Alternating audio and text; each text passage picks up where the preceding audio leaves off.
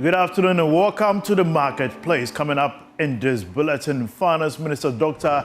Kesola Tuforsin set to announce a marginal reduction in the effective VAT rate and massive reforms to country's tax laws in 2026 budget.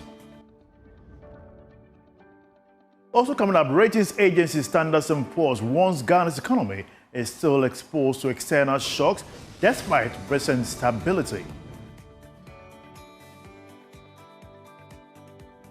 Meanwhile, Ghana makes significant progress on signing debt agreement with all bilateral creditors after first deal with Germany. We have details of this and more coming up in this bulletin. Stay tuned. We'll be right back after this break. Stay tuned.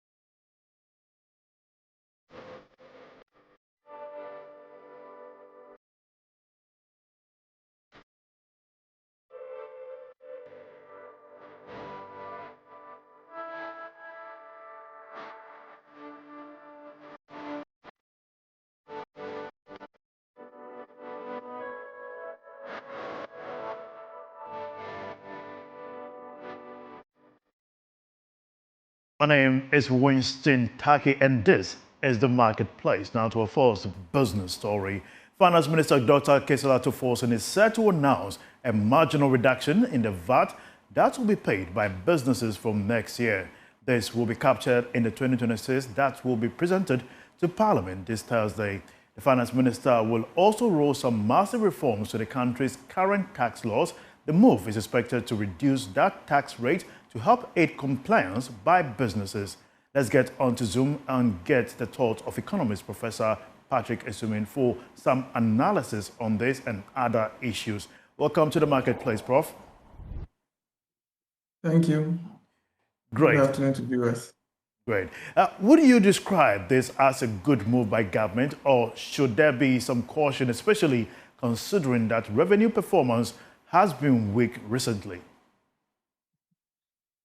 Yeah, I think I would prefer to withhold any judgment on this until I see the full extent of the reforms that have been made. So when you say the VAT rate is going to be reduced, it depends. I mean, if you were on 4% flat rate and it's being unified to something close to 12, then for yours it's probably a little higher.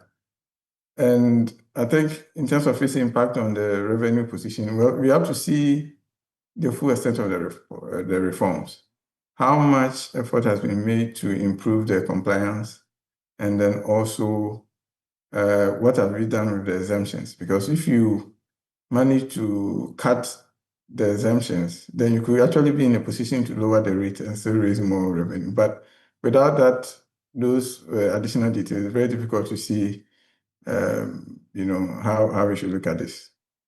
Should government go through that direction? Do you think this development could motivate businesses to be more tax compliant? I think that, yes, it helps. Generally, it helps that when the tax rates are low, or when you increase the tax rate, and the tendency to look for ways for avoiding the tax increases. So in that sense, it's good. But I think that at the same time, whether the rate come down or not, efforts to improve compliance has to be taken seriously, because our tax effort on the VAT is not where it should be. We are not collecting as much as we should be collecting, given the size of our economy and the rate. So I think reducing the rate might help in that scope. But either way, we need to improve the enforcement. Great. Prof, what are your expectations for the 2026 budget, particularly in the area of government expenditure? Yeah, I think 2026 will be an interesting year. If you look at the consolidation that was contained in the 2025 budget, A chunk of it was expenditure rationalization, government managing its expenditure so that it doesn't grow. And I think while that is helpful, you get a sense that, 1 year has passed, or at least by the time the budget is passed, the government would have been in power for 1 year. And people will be expecting that the government should be implementing its programs. So you get a sense that some additional expenditures will be required. And I think that's where the revenue conversation comes in, because you can't, the 2025 budget, you can't pass that kind of budget multiple years in a row where you put a firm restraint on spending. Of course, there's also a means that you could actually spend at the same rate if you have improved the efficiency of the spending, so that you've cut a lot of waste in the government spending. Then that way you can still keep spending at the levels of 2025 and still be able to implement your project. But I guess that you haven't gotten there yet. So you get a sense that some growth in government spending higher than we saw in the 2025 budget is what should be at play, because the 24-hour economy has to be implemented. We have to scale up the implementation, and then you have to think about all the other things that government is planning to do. After 1 year of setting up secretariat and setting up structures, now is the time for action. So you get a sense that some substantial increment in government spending might be coming. Right, Prof, what's your take on Standard & Poor's latest verdict on Ghana's economy and the recent ratings upgrade? I think it's a fair reflection. The fact that the credit rating has been upgraded is fairly consistent with what the other rating agencies have done, and it reflects the current improvement that we've seen in the economy. No two ways about that. The debt restructuring is moving closer to completion, and our external position, especially our reserves level, has strengthened. But I think we also have to take the question seriously. Currently, it looks like one of the biggest drivers of the strengthened reserve position, as well as the currency, has been how well gold is performing. But we have to understand that, we don't control the price of gold. It's still subject to all the international variations that we see. So I think it's important that we exercise caution and that we take that caution seriously, and that we begin to, build more reserves against a rainy day, because the price of gold will not continue rising forever. Thank you very much, Professor Patrick Esumi, for speaking to us here on the expectation of the 2026 budget presentation, which is scheduled to be presented by the Finance Minister come Thursday. We'll certainly be giving up today. But still on the issue of the 2026 budget, let's now get the perspective of business and their expectations. And we are joined on Zoom by the Chief Executive of the Chamber of Bulk Oil Distributors, Dr. Patrick Ofori, Dr. Ofori, to give us more insight as well. Now, from a business standpoint, what are your key expectations ahead of the 2026 budget presentation? Good afternoon to you and your listeners, your viewers and listeners as well. We expect the macroeconomic stability to remain relatively consistent with what we've enjoyed, and maybe an improved version. Inflation and interest ratio maybe come down slightly to also ensure that we are able to fund additional investment within the sectors that we operate in. We also expect the stability of the currency to be relatively stable and quite predictable, to ensure that we are able to plan. Compared this year to last year, it's been relatively stable, but at a time that it was very volatile, which also created a lot of problem for those of us who have maybe hedged against an exchange rate of, let's say, 16 point something, whereby the currency came down strongly to around 10. It impacted negatively on businesses, although on the average, we all felt that the currency has been strong performing. So the rate at which it performs is something that we really need to ensure that we are able to do that. Great. In addition, we expect government to invest invest in the construction sector, especially the roads side leading into the depots area, whereby most of the government revenue, about 10% of the revenue that we're going to be budgeted for, are coming from for the safety. I think you wanted to ask something. Great. Now, the Chamber has in the past raised concerns about taxation. What's your reaction to the Finance Minister's proposed marginal reduction in the VAT rate for 2026? I think it will be prudent if we can get actually the details of what rate of what percentage decrease is going to be and how efficient the tax authorities are going to leverage on that, and how best we can also leverage on the reduction to ensure that our business community are able to. From the business standpoint, what is a workable rate margin that you perceive will help advance your operations? I think what we also need to be careful about is that we know the current situation that we are in, so we may are not necessarily expecting anything lower than 15% reduction, but something that is more accommodating. And then also, if it could be stratified based on services that are being provided by certain businesses, that quota that previously was, I think, 3 or 4% basic rate. If there is the need for small businesses that don't have a turnaround of let's say, 1 million to even have, we can graduate that so that they may have maybe 2 or 3%, and then those within a certain range can also maintain what is currently in existence. That, in a way, may be much more feasible and promote both the business side and then also help our government in amassing revenue for the various investment that we want them to make within the various. Are there any specific industry concerns you'd like the Finance Minister to address in the upcoming budget? Clearly, I don't think it is fair on any one of us that we continue to subsidize a dirty fuel. Listening to the Minister for Lands delivering that wonderful speech at the COP in Brazil, making a clear indication that Ghana is going to promote cleaner energy sources within there. And then in the same vein, we subsidize a dirty fuel like the premise. Last year alone, we spent, as a country, we spent over 217 million Ghana cedis subsidizing premise fuel, which we were pushing that, well, for us to achieve the purpose for which it was intended, we need to look at alternative cleaner forms to support our brothers in the fishing industry. And then also that 217 million can even be dedicated along those within the fishing communities or those who uses the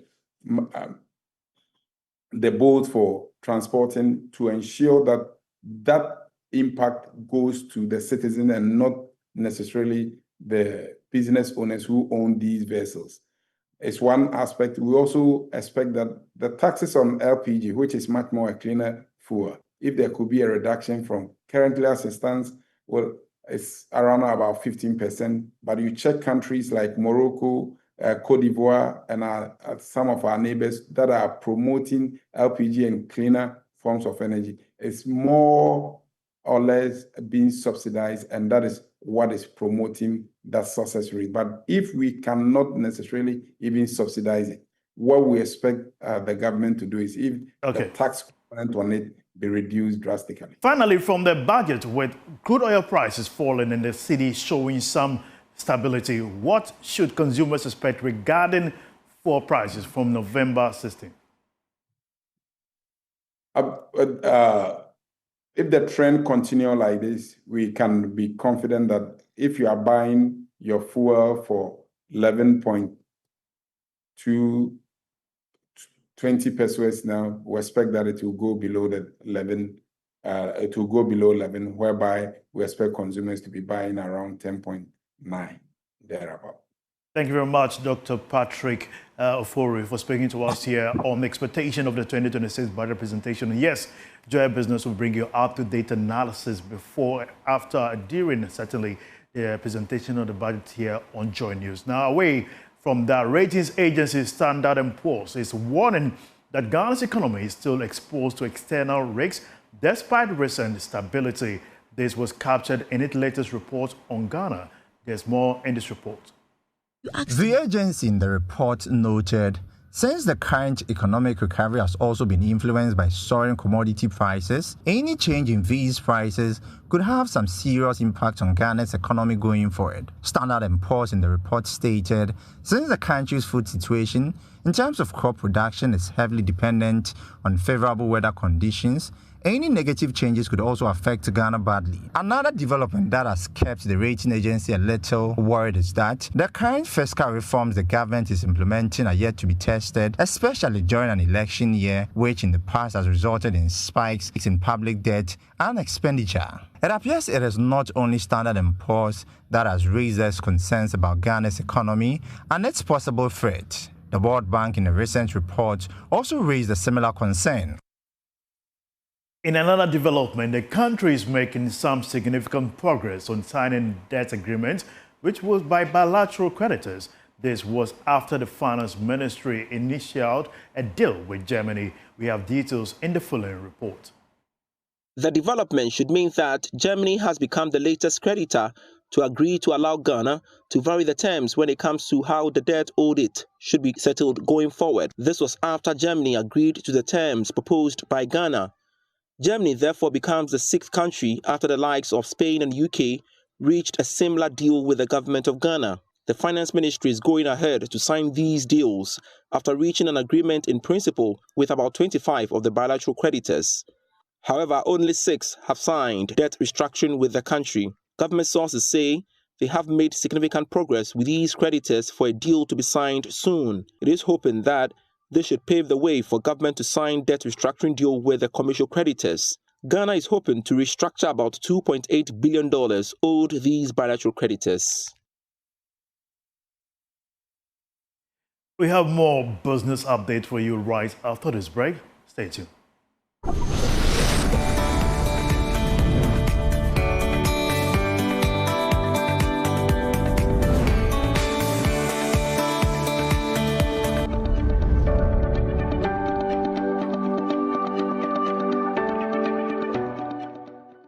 Welcome back to the marketplace. Now to more business update. The Chartered Insurance Institute of Ghana, in partnership with the National Insurance Commission, is set to register and license all insurance practitioners in the country, particularly technical underwriters.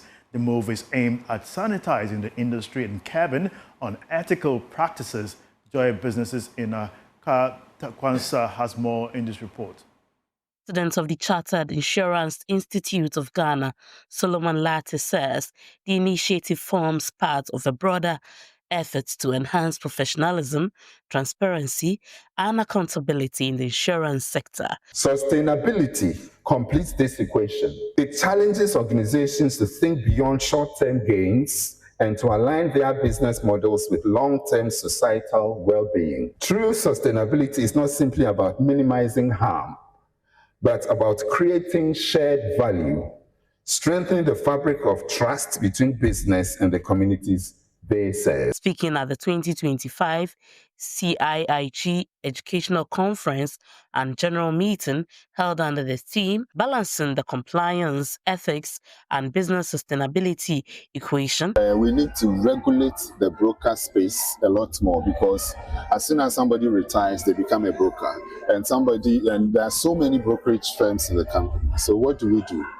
Thankfully, the National Insurance Commission, through the new law, has brought various categories of brokers and innovative insurance companies, innovative brokers some specialized agencies, etc. So those things are there. So once we have that, then regulation of brokers must go up so that our broker space is sanitized.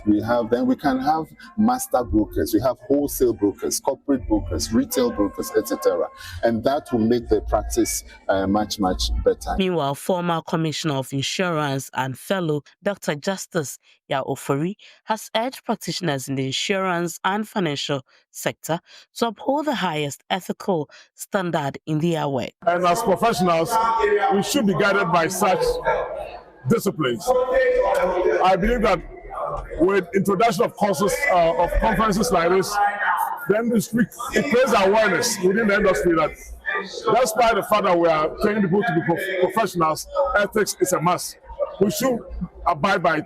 We should be doing the right thing even if nobody is actually watching us. For Joy Business, Nathalia Kwanzaa, Western Region. The inaugural regional flight for United Nigeria Airlines has been launched in Accra, Ghana, with daily flights to Abuja and 4 weekly trips to Lagos. The airline promises exceptional customer service and safe, pleasant flight between Ghana and its West African neighbor, Nigeria. Here's more from the launch of the airline's operations in Ghana, which featured the aircraft named after Ghana's former president, Flight Lieutenant Jerry John Rawlings.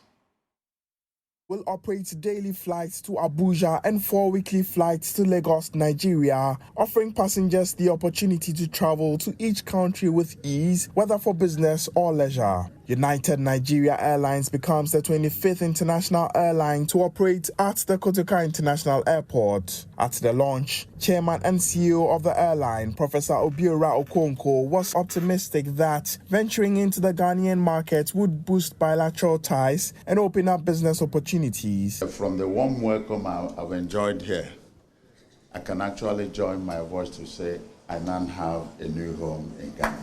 From today, before you want to book your flight to Lagos or Abuja, return, check if we still have space in United Nigeria. We'll be glad if you make us airline of choice. The first Nigeria Airlines aircraft to land at the Kotoka International Airport was symbolically named after the late president, Flight Lieutenant Jerry John Rawlings. Former Information Minister Fritz Bafo and Sports Minister Kofi Adams represented the Rawlings family. Expressing gratitude on behalf of the family, Kofi Adams eulogized the former president. He enjoyed his flying. He said when he flew away from Accra and beyond Kumasi, you will not see any light. You could only find electricity, power, find light in the night in Accra and all the way up to Kumasi. Beyond that, you didn't find any light. So when he got the opportunity, he has to introduce the rural electrification project to make sure that power was extended to every part, first every district. Meanwhile, Yvonne Nana-Efiri Opare, CEO of the Ghana Airports Company Limited, was optimistic that the addition of United Nigeria Airlines will improve interregional travels and expand the region's aviation industry. We will work closely with United Nigeria Airlines to help maintain a high on-time performance and smooth ground operations. It is our expectation that United Nigeria Airlines, in turn, will go the extra mile to deliver exceptional customer service, ensuring that every passenger enjoys a seamless, safe, and pleasant travel experience. The airlines say launching its first regional flights on the 10th of November, which happens to be the 5th memorial anniversary of the late President Flight Lieutenant Jerry John Rawlings, was in honor of his legacy. That's a wrap for today's edition of The Marketplace. My name is Winston Taki. For more business update, visit majoronline.com/business. And right there, you see Ghana's economy is still exposed to external shocks despite recent stability, and more insightful stories there on myjoyonline.com. Have a good business day. Bye-bye.